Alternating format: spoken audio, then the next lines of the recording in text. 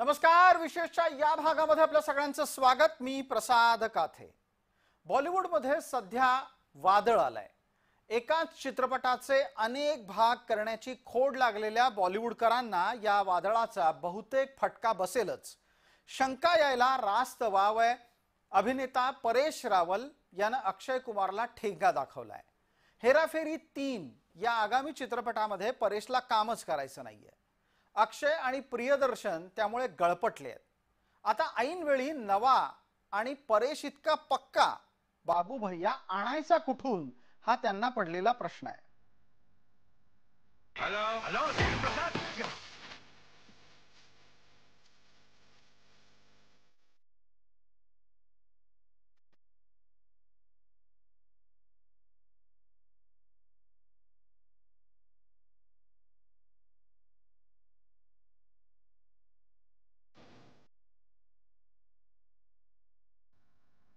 प्रियदर्शनच्या हेराफेरी 3 या चित्रपटामध्ये परेश रावल काम करणं अपेक्षित होतं. याआधी हेराफेरीचे 1 आणि 2 असे 2 भाग येऊन गेलेत. राजू, श्याम आणि बाबू भैयाची जोडी म्हणजे तर त्यातला मनोरंजनाचा ओव्हरडोस होता. म्हणूनच प्रेक्षकही हेराफेरीच्या 3ऱ्या सिक्वेलची वाट पाहतायत.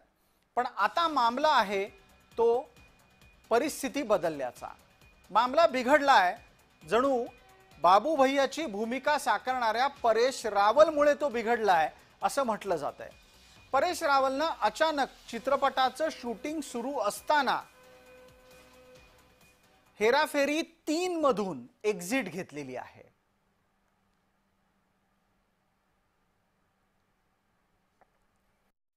सिक्वल पे सिक्वल जब करते हो ना तब वही कुकअप करते हो. नॉट लाइक मुन्ना भाई MBBS में लगे रहो मुन्ना भाई कि अलग अलग दिशा में जाते हो, अलग बैकड्रॉप को लेके चलते हो. वो नहीं मिलेगा आपको.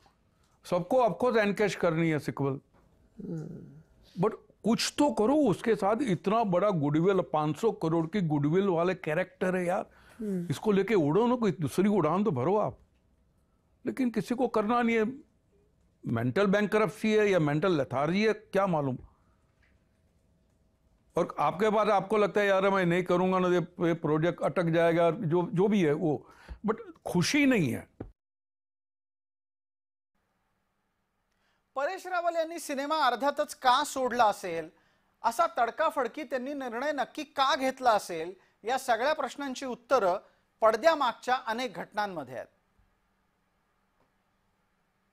हेराफेरी 3 ची कल्पना परेश रावल शिवाय आपण करू शकत नाही. याचं कारण असं की हेराफेरी चित्रपटाची जी 2 भाग येऊन गेले किंवा जो पहिला भाग होता तर परेश रावल हे मुख्य कॅरेक्टर होतं आणि संपूर्ण चित्रपट हा परेश रावलच्या अँगलनेच फिरत असतो. पहिल्या भागामध्ये आपण पाहिलं की परेश रावलच्या अँगलने तो रामाराव कॉलिंग चित्रपटाची रिमेक आहे तमिळच्या.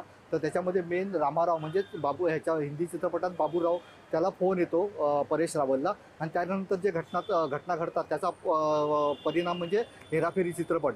त्याच्यानंतर हेराफेरी 2 मध्ये सुद्धा बाबूराव म्हणजे परेश रावलचं कॅरेक्टर आणखीन मोठ्या प्रमाणावर पुढे नेण्यात आलं होतं आणि त्याच्या म्हणजे अक्षय कुमार, सुनील शेट्टी यांच्यासोबतच त्या चित्रपटाच्या यशामध्ये परेश रावल यांचा मोठा हात आहे. कारण त्यांनी बाबूरावची भूमिका इतक्या उत्कृष्टपणे साकारली आहे की प्रेक्षकांना त्याची मोहिनी पडलेली होती.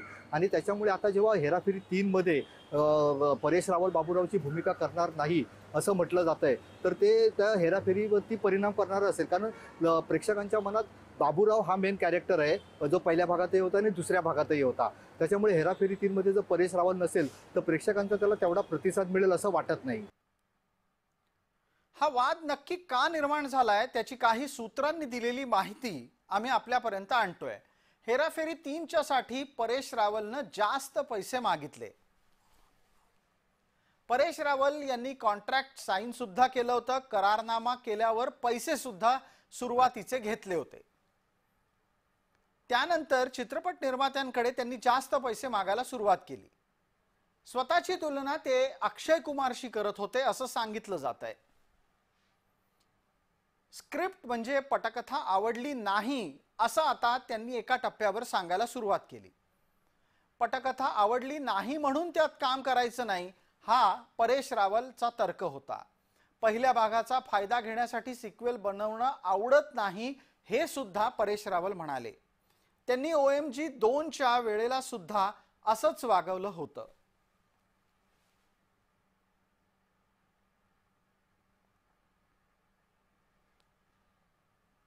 लल्लन टॉपला दिलेल्या मुलाखतीत परेश रावल यांनी स्पष्टपणे सांगितलं होतं की त्यांना हेराफेरी 3 ह्याच्यामध्ये फारसा इंटरेस्ट नाहीये, हे त्या मुलाखतीत स्पष्ट केलं होतं. बाबू भैया या कॅरेक्टरमुळे आपल्याला किती मनस्ताप झाला आणि ॲज अन ऍक्टर म्हणून आपण सतत नवनवीन कॅरेक्टरच्या शोधात आहोत. आणि ह्या सगळ्या प्रवासामध्ये बाबू भैयाने आपल्याकडे बघण्याचा दृष्टिकोन बदलला. आता त्यानंतरचा जो टप्पा आहे तो त्यामध्ये असणाऱ्या मानधनाचा विषय आहे आणि त्या सगळ्यामध्ये सगळ्या कलाकारांचं योगदान आणि त्यांना त्या पटीत दिलेलं मानधन ह्या सगळ्या गोष्टींना एका टप्प्यावर आणल्यानंतर फिल्म प्रोड्युसर म्हणून ज्यावेळेला अक्षय कुमार येतो त्यावेळेला ह्या सगळ्या गोष्टींकडे बघण्याचा दृष्टिकोन बदलतो. हे सगळं प्रकरण अक्षयला महागात पडताना दिसतंय. त्यानं 25 कोटीची कायदेशीर नोटीस थेट परेश रावलला धाडली आहे. परेश रावल तसं पाहायला गेलं तर पहिल्यांदा असं वागलेलं नाहीये. अक्षय सोबत OMG 1 मध्ये काम करणारा परेश OMG 2 मध्ये दिसलाच नाही. त्याची जागा पंकज त्रिपाठीनं घेतली. आता हेराफेरी 1 आणि 2 मध्ये परेश रावलनी काम केलंय, पण हेराफेरी 3 मध्ये परेश रावलला काम करायचं नाहीये. अक्षय कुमार इतके पैसे आपल्याला का मिळत नाहीत, हे परेश रावलचं खरं दुखणं आहे, अशी सगळ्या बॉलिवूडमध्ये चर्चा आहे. परेश रावल यांनी हेराफेरी 3 मध्ये काम करणार नाही असं सांगितलंय. तर ते काम करणार सांगितल्यामुळे अक्षय कुमार फार चिडले आहेत, कारण अक्षय कुमार सुद्धा प्रियदर्शन सोबत या चित्रपटाचा एक निर्माता आहे आणि हेराफेरी 3 त्याला पुढे घेऊन जायचं आहे. कारण हेराफेरी 2 यशस्वी झाले, त्याप्रमाणे हेराफेरी 3 यशस्वी करण्यासाठी परेश रावल यांची खूप मोठी आवश्यकता आहे. मात्र परेश रावल यांनी हा चित्रपट करणार नसल्याचं सांगितल्याने अक्षय कुमारला थोडं वाईट वाटलेलं आहे. त्या ॲक्च्युली परेश रावल यांनी हे चांगलं सांगितलेलं आहे. त्यांनी म्हटलं की त्यांच्याकडे नवीन कल्पना नाही आहे, तेच एक कॅरेक्टर पुढे न्यायचं होतं, त्या मला आता काहीतरी वेगळं करायचं आहे, मला आता तेच कॅरेक्टर करायचं नाही असं परेश रावलने सांगितलेलं आहे. मात्र अक्षय कुमारला याचं थोडं वाईट वाटलं असल्यामुळे आणि तो या चित्रपटाचा हेराफेरी 3चा निर्माता असल्यामुळे त्याने परेश रावलवर 25 कोटीची नोटीस बजावली आहे. मात्र या नोटिसीला आपण तसं पाहिलं तर तसा काही अर्थ नाही आहे. याचं कारण असं की परेश रावल यांनी काही कुठलं ॲग्रीमेंट केलेलं नाही आहे. मात्र असं असताना सुद्धा अक्षय कुमारने नोटीस पाठवणं हे थोडं आश्चर्यकारक आहे. दुसरी गोष्ट अशी की म्हणजे बॉलिवूडमध्ये अशी चर्चा आहे की पब्लिसिटी स्टंट म्हणून अक्षयने ही नोटीस पाठवली असावी. आता खरं काय ते आपल्याला लवकरच समजेल. एकीकडे अक्षय कुमार आणि परेश रावल असा संघर्ष होत असताना दुसऱ्या बाजूला या त्रिकुटातला एक खेळाडू आहे सुनील शेट्टी. सुनील शेट्टीला बाबूराव आपटे अर्थात परेश रावलच्या शिवाय हेराफेरी 3 असू शकतो हे मनाला पटतच नाहीये. It's an absolute shock to me, and I'm here because I heard it yesterday, and then today some more news came about. So I need to call and find out, and I'm completely heartbroken because if there was one film that I was looking forward to, it was Hera Fairy. It 100% cannot happen without Paresh Rawal. It can 99% happen without. It can happen. 1% can happen without me and Akshay, but 100% can't happen without Paresh ji. No, it doesn't. Raju and Shyam, if they're not hammered by Babu Bhaiya, it doesn't work.